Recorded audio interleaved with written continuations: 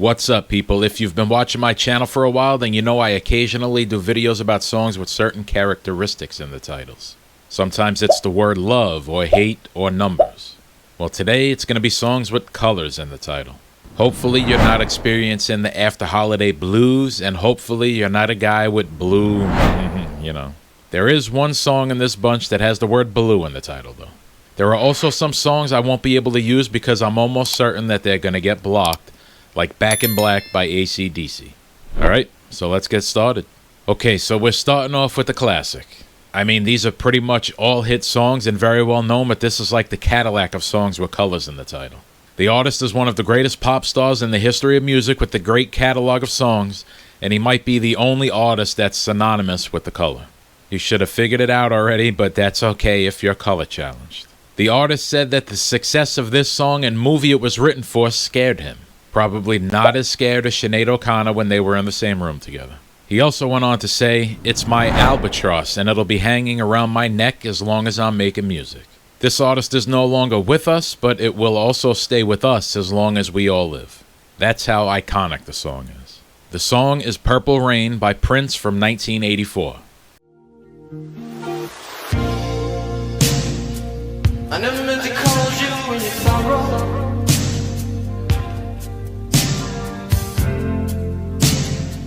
I never meant to call you in your pain.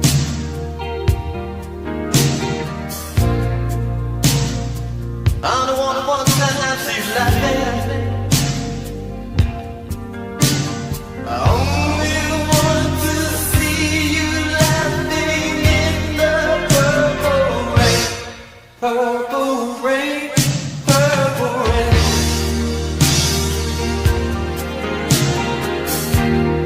Purple rain, purple rain. Our second song is from a group that also has a color in their band name.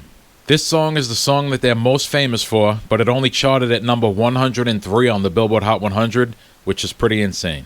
It supposedly didn't chart high because it was just short of being a 6-minute song, and it was hard to sell. However, they re-released it 5 years later and it shot up to number 2 on the chart, so I don't understand it. The way it works sometimes is just a mystery. You would think that a great song is just a great song and it would chart high at any time, but I guess not. It is a slow song though, and I know a lot of people have short attention spans, so that could be the reason. This song also set a record at the time for having the biggest drop-off on the chart ever, going from number 17 to completely disappearing off the chart the very next week. It's still a classic. The song is Nights in White Satin by the Moody Blues from 1967.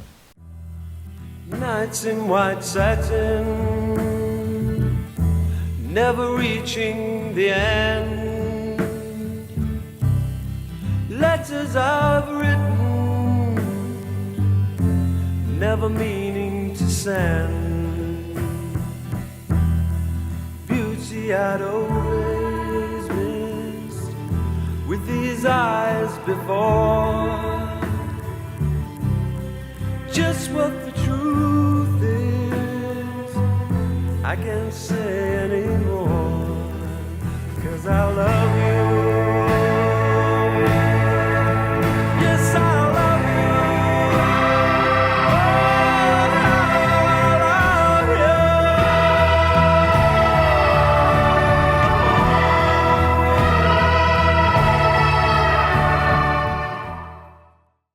Up next is a more upbeat song from a band that was very popular in the late 80s and early 90s. It came after they were already established with over a dozen other hits on the rock chart under their belt. Although they had a number 1 hit on the Billboard Hot 100, this was their first and only number 1 hit on the rock chart and alternative chart. The song was inspired by the frontman's girlfriend at the time, Kylie Minogue. She told him that she was going to dye her hair a certain color, and he ran with it and wrote the song. Some people think that this song has something to do with suicide, but they are mistaken. Unfortunately, the lead singer also took his own life in 1997. The song is Suicide Blonde by INXS from 1990. Suicide blonde is the color of her hair, like a cheap distraction for a new affair. She'll never finish before it began. Lost the plan. You wanna make her see the blonde, love the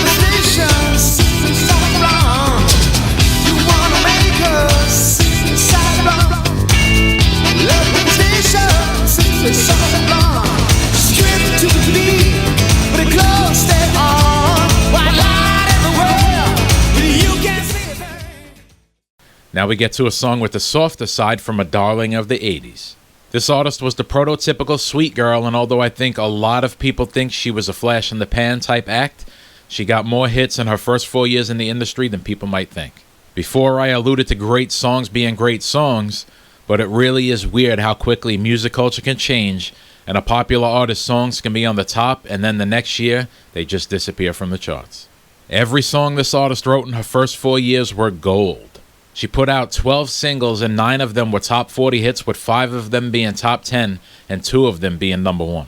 As soon as 1991 rolled around, she was like a ghost. After that, she released 32 singles, and only 1 of them charted on the Hot 100, and it only reached number 86. This artist kind of represented all the innocence of the youth in the 80s. The song is Out of the Blue by Debbie Gibson from 1988.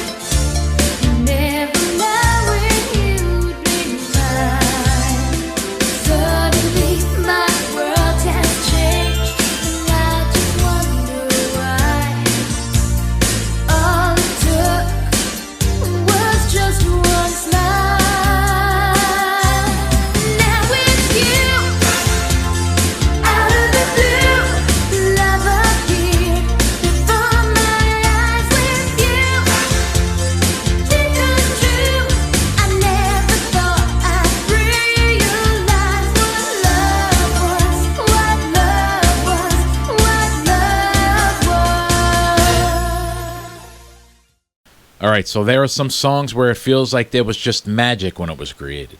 The first time and every time you hear it, it transports you somewhere that just transcends space and time, and this is one of those songs for a lot of people, including myself.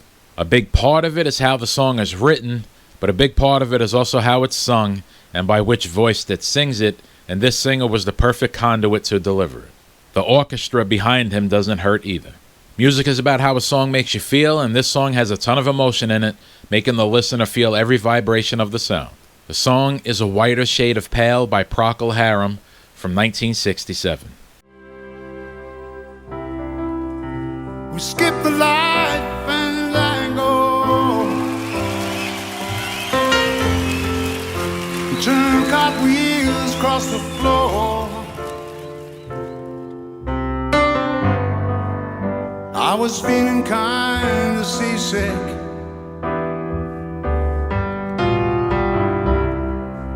but the crowd called out for more.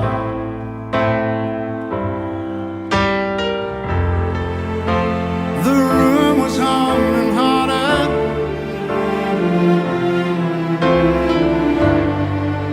as the ceiling flew away.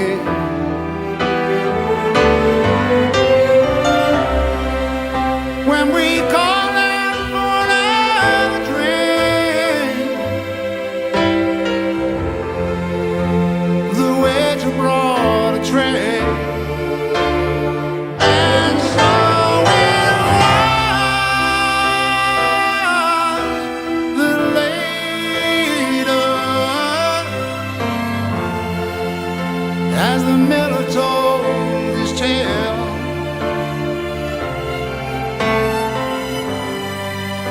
that her face at first just ghostly turned a whiter shade of pale. This next one is a cover song that was originally performed by Neil Diamond and written in 1967 and only reached number 62 on the Hot 100. It was re-recorded 16 years later by an unlikely band, and it became a number 1 hit. I already mentioned the original artist, so you probably figured it out already, and he must have really loved wine, because he wrote another song about wine 3 years later called Cracklin' Rosie. This version of the song wasn't how the original artist wrote it either. It's actually a reggae cover of the song by Tony Tribe from 1969. However, that version still only went to number 46 on the UK charts, so once again, it's partially about the different time in the music culture that possibly catapulted this version to the top. The song is Red Red Wine by UB40 from 1983.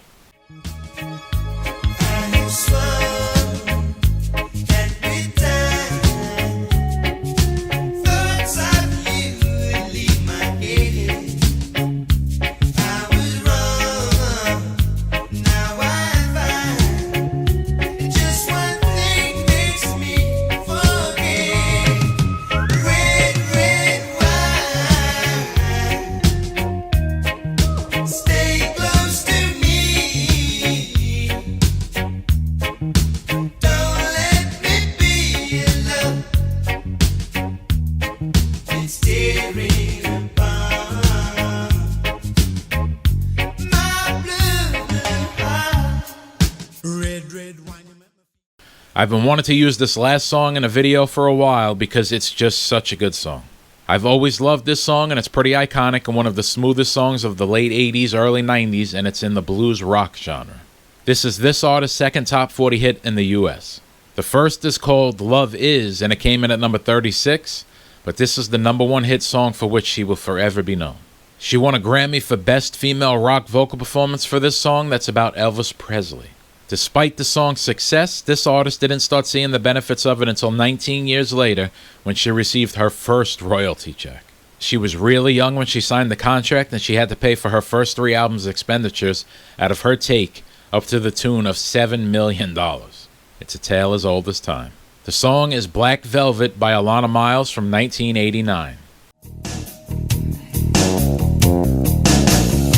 Mississippi, in the middle of a dry spell. Jimmy Rogers on the Victrola up high. Mama's dancing, with baby on her shoulder. The sun is setting like molasses in the sky. The boy could sing, knew how to move. Everything, always wanting more.